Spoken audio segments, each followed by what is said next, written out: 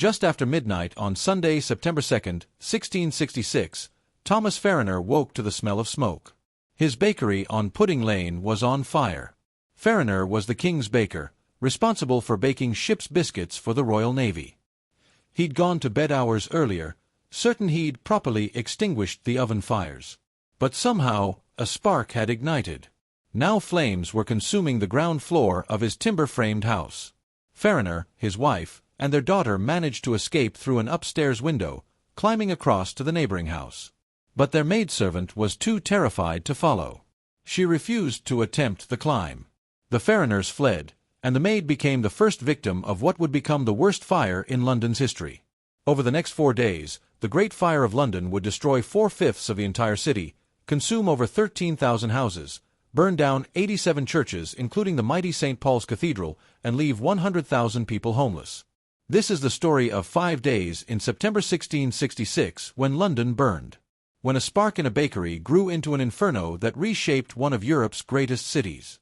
When incompetence, arrogance, and bad luck combined to create a disaster that could have been prevented. The story of the Great Fire of London. To understand the Great Fire, you need to understand London in 1666. It was the third largest city in Europe, home to about 350,000 people. But it was still essentially a medieval city. A maze of narrow, winding cobbled streets lined with timber-framed buildings. The houses were built close together, their upper floors jutting out over the streets below in structures called jetties. In some places, the buildings on opposite sides of the street almost touched, creating dark, cramped passages where sunlight rarely reached. The city had been built haphazardly over centuries with little planning. Building codes existed. Timber construction and thatched roofs had been banned after previous fires. But these regulations were widely ignored. Timber was cheap. Thatch was affordable. And in a city where space was at a premium and most residents were poor, people built with whatever materials they could afford. The result was a tinderbox waiting for a spark. And it had been a dry summer. Weeks without rain. The timber buildings had dried out completely. Everything was parched. To make matters worse, many buildings had their outer walls coated with pitch, a tar-like substance that waterproofed the wood but was extremely flammable. London was full of warehouses storing combustible goods. Oil, tallow, timber, alcohol, coal, all packed tightly into buildings along the Thames riverfront. The city had suffered major fires before. There had been a significant blaze in 1633. But each time, Londoners rebuilt in much the same way, using the same materials, learning few lessons. Fire was seen as an unfortunate fact of life, not something that could be prevented through better planning and construction. There was no organized fire brigade in 1666. Firefighting was the responsibility of local parish communities. Each parish kept leather buckets, axes, and hooks for pulling down burning buildings. Some had primitive water pumps called fire squirts that worked like giant syringes. But there was no coordination between parishes, no professional firefighters, no effective system for responding to major blazes. When fire broke out at the Farriner bakery just after midnight on September 2nd, neighbors tried to fight it with buckets of water. It didn't work. The fire spread too quickly. Within an hour, parish constables arrived and recommended tearing down the neighboring buildings to create a firebreak. But the homeowners protested. Their property would be destroyed. Who would compensate them? The constables couldn't make that decision. They needed authority from the Lord Mayor. Sir Thomas Bloodworth, Lord Mayor of London, was roused from his bed and brought to Pudding Lane around 3 a.m. By now the fire had spread to several buildings. Firefighters were calling for immediate demolition of houses in the fire's path. But Bloodworth looked at the blaze and dismissed it. A woman could piss it out, he allegedly said. He refused to authorize pulling down houses, citing concerns about property rights and liability. Then he went back to bed. It was the worst decision possible. That refusal to act decisively in the first hours doomed the city. By dawn, the fire had spread down Pudding Lane toward Thames Street, where the riverfront warehouses were packed with oil, tallow, and other combustibles. When the flames reached those warehouses, the fire exploded. A strong east wind, blowing steadily since Saturday, fanned the flames and drove the fire westward into the heart of the city. By mid-morning on Sunday, the fire was out of control. Entire streets were ablaze. The heat was so intense it created its own wind patterns, sucking air toward the fire and generating sparks that jumped from building to building. People fled their homes carrying what possessions they could. The streets became clogged with refugees. Carts and wagons piled high with furniture, clothing, and valuables created traffic jams. Panic spread as fast as the flames. Samuel Pepys, the famous diarist, witnessed the early stages of the fire. He was awakened by his maid around 3 a.m. but went back to sleep after being told it was far away. He woke again at 7 a.m. and looked out his window. He saw smoke but wasn't concerned. Fires were common. But as the morning wore on and the smoke grew thicker, Pepys became alarmed. He went to the Tower of London to get a better view and was horrified by what he saw. The entire eastern portion of the city was burning. Pepys immediately took a boat to Whitehall to inform King Charles II.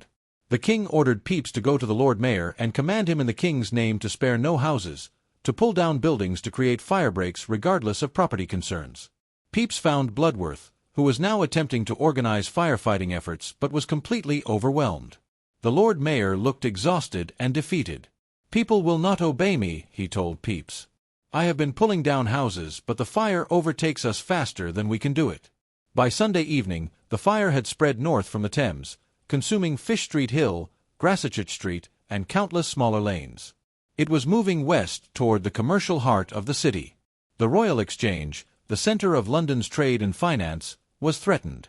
St. Paul's Cathedral, one of the largest churches in Christendom, stood in the fire's path. And still it burned, hour after hour, block after block, unstoppable. Monday, September 3rd, was worse. The fire reached its peak intensity. The heat was so extreme that the lead roof of St. Paul's Cathedral melted, sending rivers of molten lead running down the streets. Stone walls exploded from the heat. The very ground became too hot to walk on. Pepys described seeing pigeons flying through the smoke, their wings catching fire, falling dead from the sky. King Charles II took personal command of firefighting efforts. He rode through the burning city on horseback, accompanied by his brother, the Duke of York. They established 8 fire posts, command centers where firefighting efforts were coordinated. The king himself helped fight the fire, passing buckets of water, encouraging the exhausted firefighters, offering money from his own purse to motivate people to keep working. It was an unprecedented sight, the King of England covered in soot and ash, working alongside commoners to save his capital. But the fire was winning.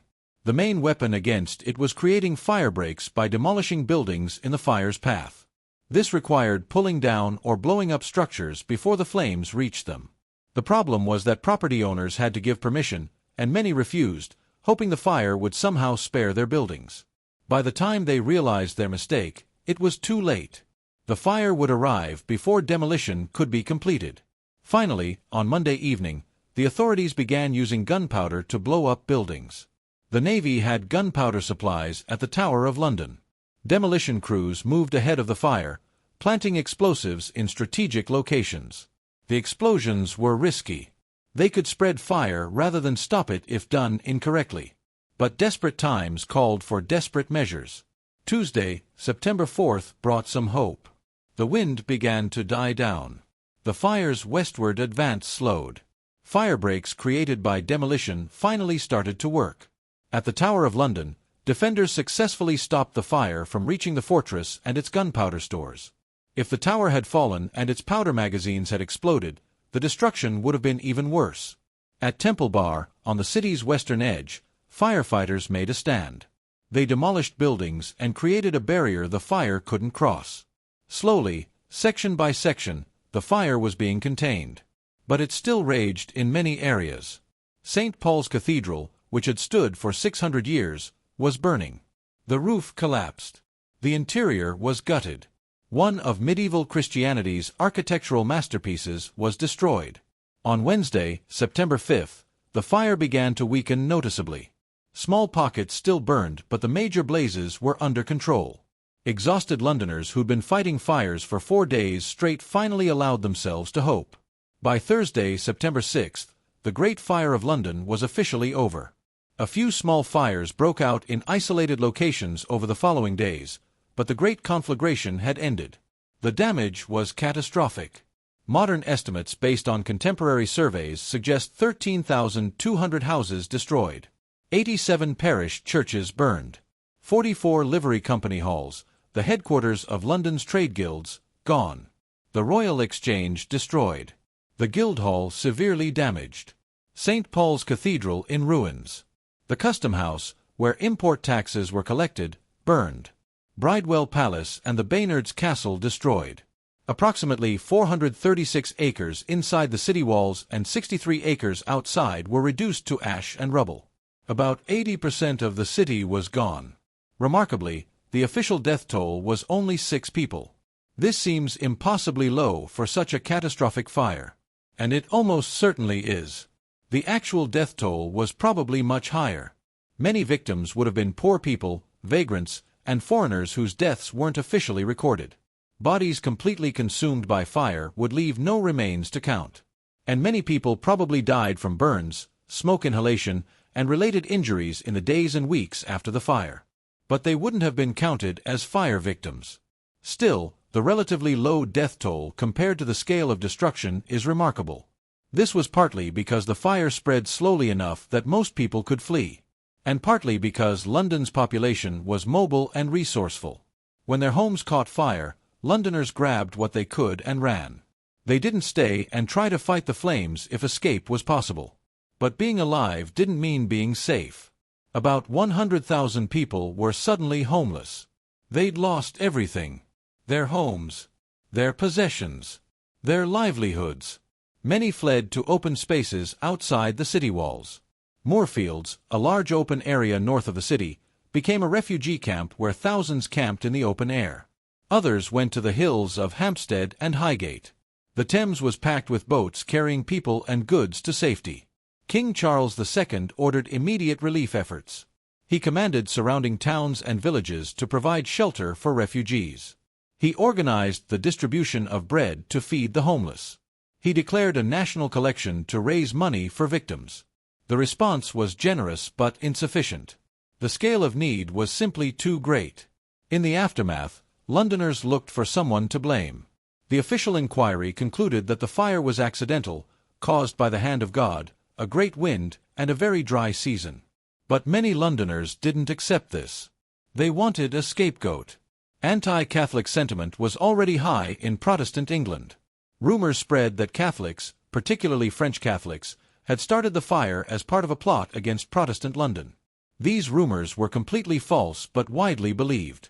Foreigners across London were attacked. The government put trained bands, militia units, on alert to protect foreign communities. And tragically, an innocent man became a victim of this hysteria.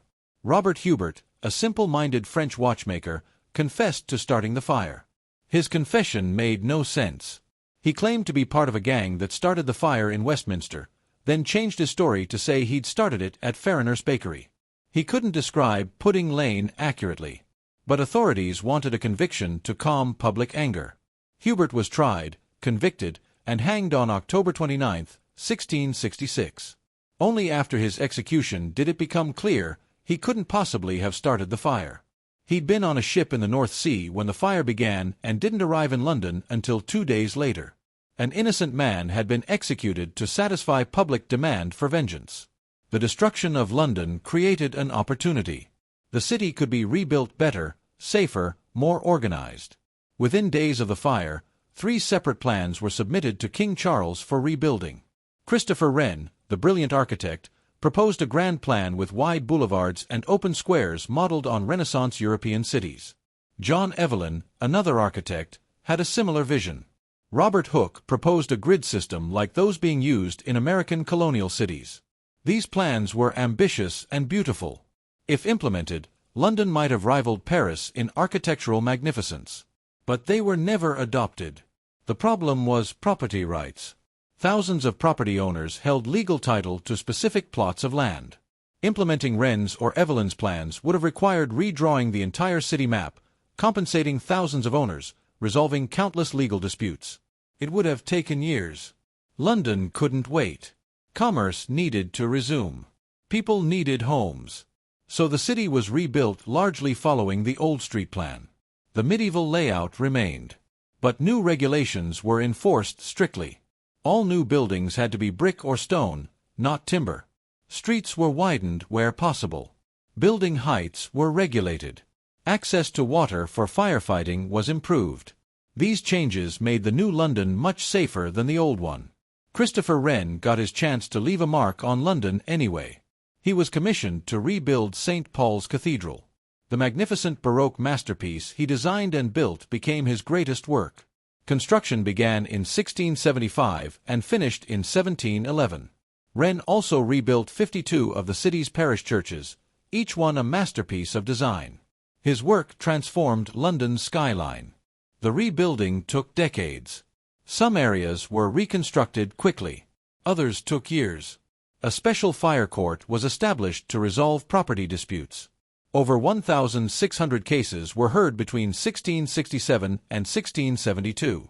The court worked efficiently, usually rendering verdicts within a day.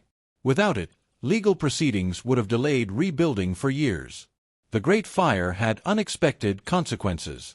One was the creation of property insurance. Londoners who'd lost everything were desperate to protect against future losses. Insurance companies were formed to offer fire insurance policies. These companies even created their own private fire brigades to protect insured properties. This was the beginning of the modern insurance industry.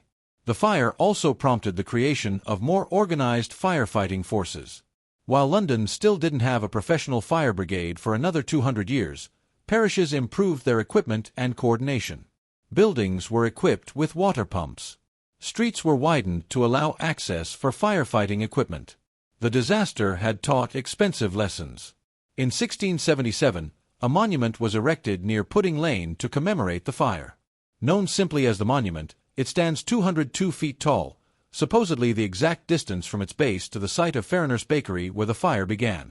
Designed by Christopher Wren or possibly Robert Hooke, the monument features sculptures and inscriptions describing the fire. For over 150 years, an inscription on the monument blamed Catholics for the fire, repeating the false conspiracy theory. That inscription was finally removed in 1830. The Great Fire of London remains one of history's most famous urban disasters. It destroyed one of Europe's greatest cities but killed relatively few people. It created massive suffering but also opportunity for improvement. It demonstrated the weakness of medieval urban planning while paving the way for modern city design. And it showed both the worst of human nature, in the scapegoating and execution of Robert Hubert, and the best, in King Charles II working alongside commoners to fight the flames and in the generosity of communities that sheltered refugees. For Thomas Farriner, the baker where it all began, life went on. He rebuilt his business and continued baking for the king. He denied until his death that he'd left his oven fire burning improperly. Whether he was telling the truth or lying to protect himself, we'll never know. What we do know is that a spark in his bakery on Pudding Lane changed London forever. The city that rose from the ashes of September 1666 was different. Safer. More organized. More carefully planned. The London we know today, with its mix of medieval street patterns and post-fire architecture, with its regulations on building materials and firefighting infrastructure, with its insurance industry and building codes, all trace back to those 5 days when the city burned. The Great Fire of London killed perhaps a few dozen people. But it transformed a city and taught lessons that shaped urban planning for centuries to come. London survived. London rebuilt. And London never forgot the 5 days when the city burned.